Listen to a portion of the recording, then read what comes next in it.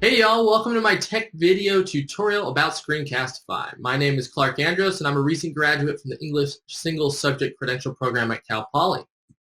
First, I'm going to share an overview of Screencastify, the extension for Google Chrome. Alright, so first let's go over some of the main features of Screencastify. First, this is an amazing program because it is completely web-based. This means that your students will be able to access the program as long as they have an internet connection. Takes up no memory on their device and is easy to download. Second, and maybe the biggest selling point for people, is the basic version of the program. Even the basic version is incredibly useful. Is free for consumers. That makes it a great tool for the equity-minded classroom. Third, there's a built-in editing software for the videos you make using Screencastify. Now, you won't be able to make blockbuster hits with the program, but you will be able to trim the video to fit your needs. Lastly, this program integrates incredibly well into Google Docs. When you film a video, it automatically places the video into a Screencastify folder within your Google Drive. That is amazing organization that any teacher can get behind. So let's take a moment and let's watch a quick how-to on how I made a Screencastify video. Hey, what is up, everyone? This is a real quick Screencastify video. I'm making this on Screencastify to show you how you access the program, how you can get it on your computer, and the first steps you need to take to be recording, editing, and then saving your video. So first off, let's go. You can just type in Screencastify, boom. All right, and it's going to pop right up, screencastify.com. You're going to click on that. Now, it's going to give you the Google Chrome extension installation link here when you show up to the website. Granted, you got to use Google Chrome. That's going to be the easiest way to do this. It's a Google Chrome extension, so it's the browser that you need to use. So you click on that. You would install, and then you can manage your extensions up here. You press that puzzle piece. If you pin the extension or unpin it, so I unpin Screencastify there. I do not have it in my bar for easy access, but I pin it there.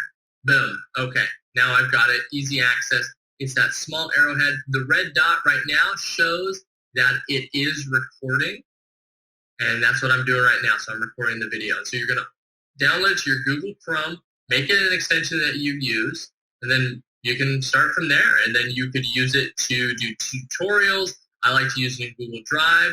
One really useful thing that you have is you have these tools down in the corner for your use. Now, the pen and the annotation tools are only accessible when you are on Google Slides in a single window. The reason for that being is that Screencastify annotates, it can only annotate on live HTML sites, ones that they're programmed to change the HTML code as you go. You're able to edit things on the screen. So like Google Slides, you're changing the HTML because it's a web-based presentation program, unlike PowerPoint, where it stores the changes in the program and then you can upload it. It's on the internet, so you're actually not storing anything. It's all live writing that HTML as you go along. So then it can live write the annotations into it. So that's something to keep in mind, that you would need to use a live HTML web page in order to use the annotation feature, which if you're using Google Slides, which I'll do a tutorial later in this presentation on how to couple Google Slides with Screencastify, you can use the annotation tools in there. So you can also click on the arrow, the cursor thing, and you can highlight your clicks. Okay, so if I clicked on this, boom, gave that little red circle. You can also use the focus tool. So if I wanted to show y'all how I'm going to get into different files, and I want you to really track along with what I'm doing, boom, I want you to come over here. It's not going to do it now that we're on this page, but that's okay.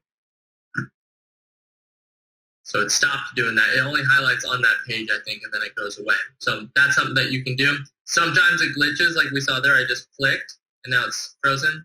It's not a perfect program, but it's a free program, so we can keep our complaints to a minimum. So one thing that's really nice about this program that you're going to find is it's web-based. So students with Chromebooks can access it from anywhere as long as they have an internet connection, something they're going to need in distance learning. That's key. Another thing, it's free. You can pay for an upgrade. I'm lucky that my school site paid for the unlimited upgrade, so I can make videos as long as I want.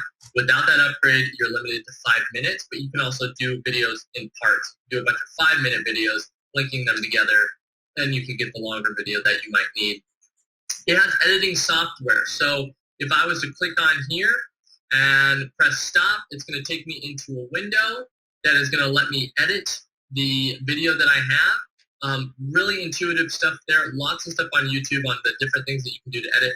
Really, with the free version, you're just going to be able to trim. So if there's idle space somewhere in your video, or maybe you're figuring out a problem that you don't want the kids or your students to see or colleagues to see, you can edit that out.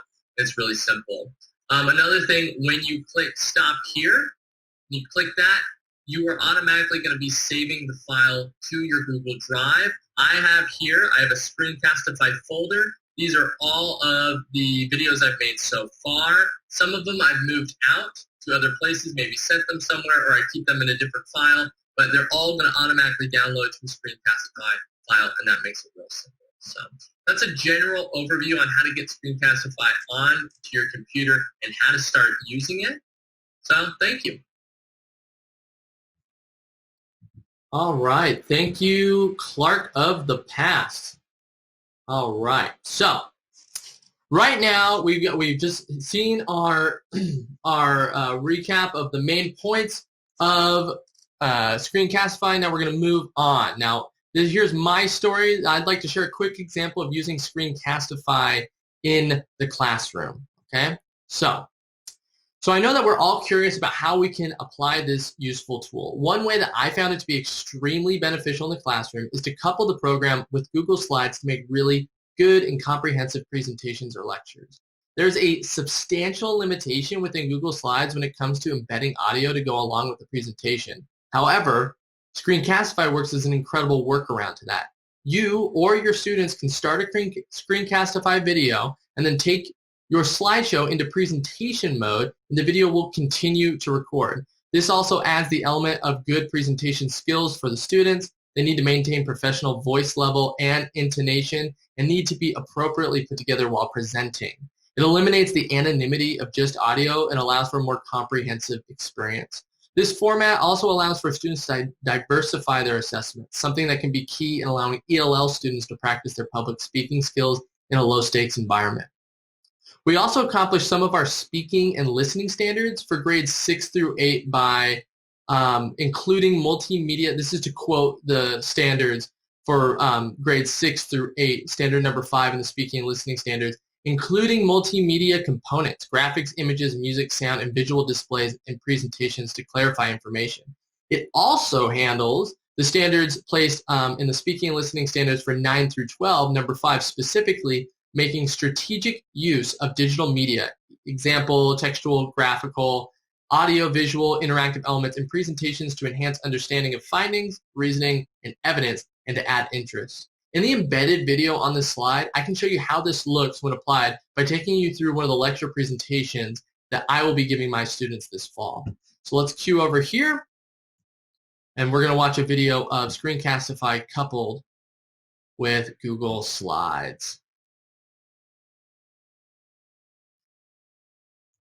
What is up? This is Clarke Andros. You have been looking at my presentation, my tech tutorial on Screencastify. Okay, so this is an amazing program that I've been using.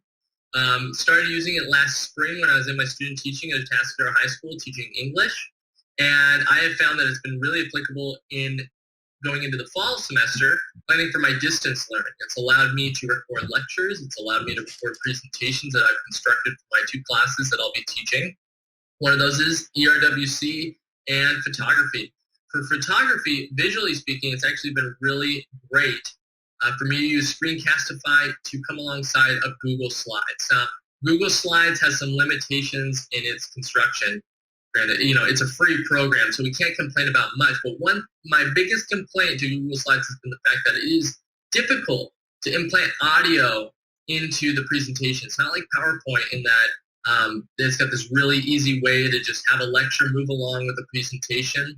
So the workaround to that, kind of a cheap workaround, is you can use the free program of Screencastify. Now there is a limitation there. You get 5 minutes of Screencastify time to do your presentation. So you might have to do parts 1 and 2 if you don't want to pay for the program. Now if you pay for unlimited, obviously you get an unlimited amount of time to create a video, and that can be better for long lectures. So let's use this Google slide presentation as our example. Now this is something that I would give to my photo class by going to a presentation mode right here.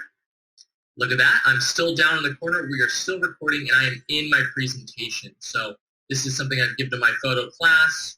We're looking at how we do our photo composition. These are just some warm-up icebreaker questions, and then we get right into it. This is where it gets extremely important for me. See, I can shrink it down so I'm not limiting the visual access the students have to these photographs. This is where it gets really important for stuff like photography. I need my students to be able to see a presentation. I need to be able to walk them through while visually showing them the Google slide, but being able to talk through. Now, this particular lecture is about some of our photo vocabulary, talking about shape, form, lighting, exposure, all of these things. And so I need to be able to work through these different photos as I'm talking to my class. Now, I'm going to be teaching. I have 3 sections of photo, but I have 2 sections of each period, so 6 classes. Now, if I have a lecture I can record once and push that out using Screencastify and Google Slides, I'm going to do that. I want to work smarter, not harder. I have plenty of other things I'm going to have to figure out in my first year of teaching. It's crazy enough, and I'd rather limit the craziness. So that is one way that I have used Screencastify along with Google Slides. It's very easy. I have my Google slide open, and I have the extension. It's this little arrowhead here. That's Screencastify. I click on that. Right here, you can see I've got my recording going. We're at 3 minutes on this particular video. I can replay. I can stop. I can go on. All of those things. And when I click stop at the end of this video, it's just going to immediately go into my Google Drive. It's a great tool. So that's been the biggest asset for me. The biggest way I've seen it play out in my classroom is using Google Slides and Screencastify to make great lecture videos. Thank you.